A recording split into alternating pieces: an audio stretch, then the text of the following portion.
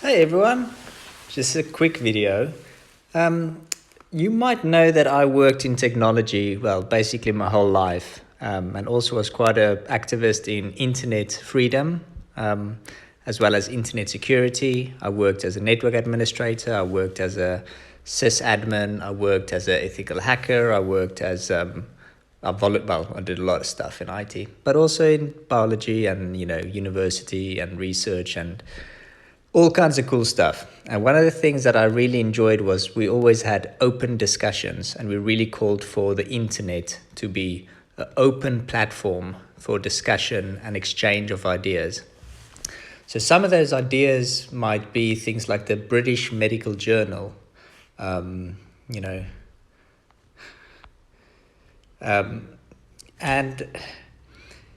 this is just a quick example of Facebook continuously banning people from discussing or making discord, actually like discussing the past and the present and the future. So in this case, I was just having a discussion with someone who asked about how previous pandemics was addressed. So I was explaining back to the 2009 H1N1 scandal, right? And there is the BMJ, the rapid response, of the additional questions about the H1N1 scandal, and people don't. So go and, I don't know if it'll open. Yeah, let's open it up.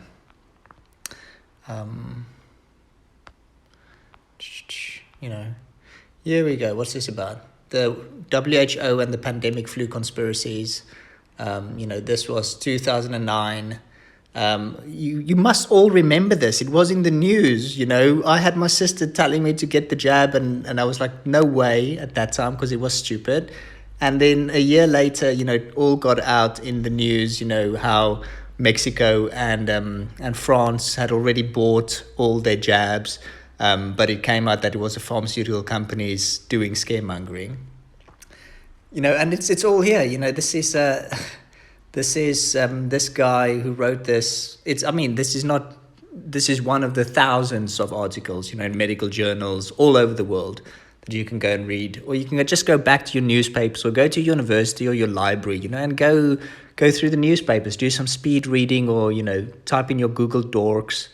You guys know how to do this. Anyone who went to university will know how to do research. I'm sure if you did a computing science or BSc degree, that's a science degree in any of the subjects, you would have had research 101. I'm getting off topic, but here's the references for that. France 24, international news, swine flu, media panic. There's histograms here which summarizes the evolution of the turnover from the time. This guy was a respected consultant and the farms of the pharmaceutical industry. Finally, the H1N1 scandal is a new opportunity to challenge the view that conflicts interests do not threaten experts' independence, as their links to commercial enterprises are simply the price of their scientific excellence. There's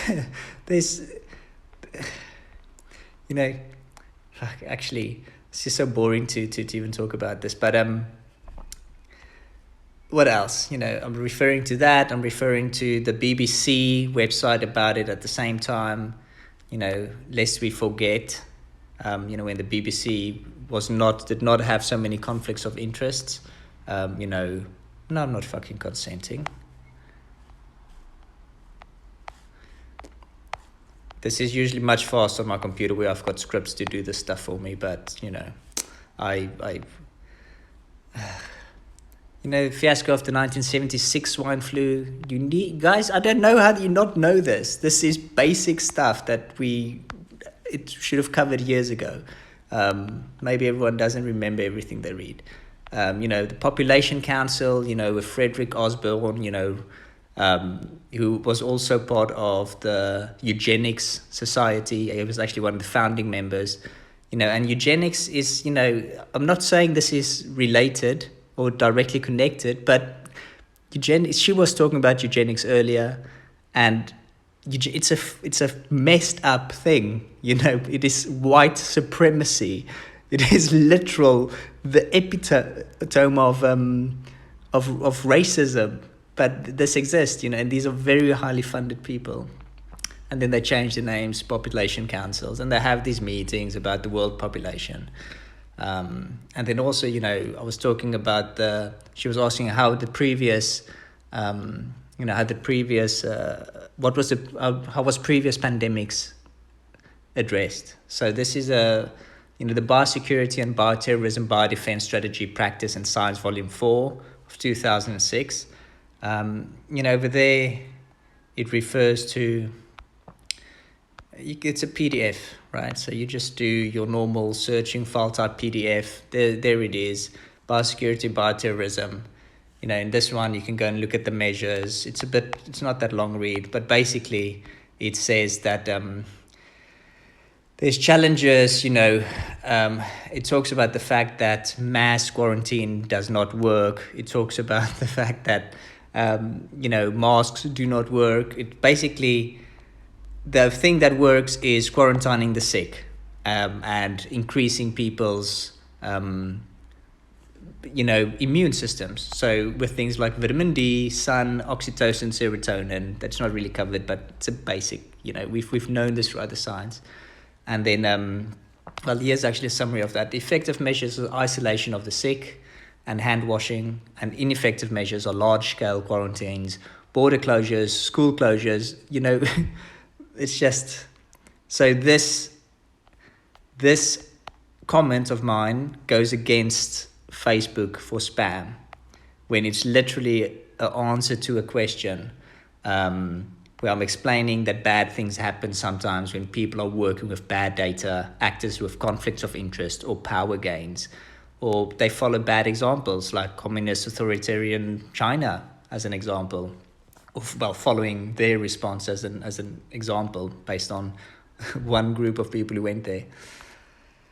And then lastly, for those who are still listening and haven't gone on to watch porn or bunny videos, which I love as well, by the way, there's also here just a link to, this is something someone might like this is called Trends Map, and this is, Senator Ron Johnson, who's talking about a 12-year-old Maddie DeGarry. She was excited to be part of the COVID vaccine trial. Her parents are in medicine and engineering, and they wanted the kids to help bring them to help end the pandemic. But now Maddie, the daughter, she's in a wheelchair. She's, breathing through a tube. So I don't know what in this whole article they think is, what on earth is censorable. It's basically bullshit, Facebook, and it. So yeah, whatever,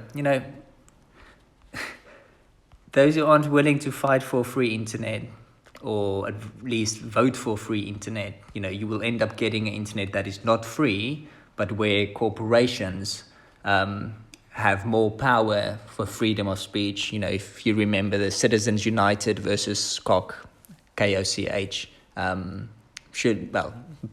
the lawyers around here at least should know about that, or at least American lawyers, or at least American human rights lawyers. I don't know. So yeah, that is that. I'll leave this on the screen. You can take a screenshot and read, and maybe give me feedback what you think is really wrong in here, or considered spam, considering this is a manually typed, slowly thought out response to someone who had a specific question. So there you go. Oh, the population council, you can read on that. This is, again, I'm linking to the official websites, right? That talks about the exact, people, but, fuck Google, fuck Facebook, fuck YouTube. And yes, I will definitely There should be a way.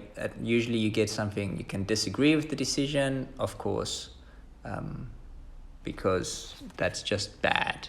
I disagreed with the decision, and then they say because of the coronavirus outbreak, they don't have humans that will be looking at this. So this is a problem, this type of technocratic, algorithmic interventionism.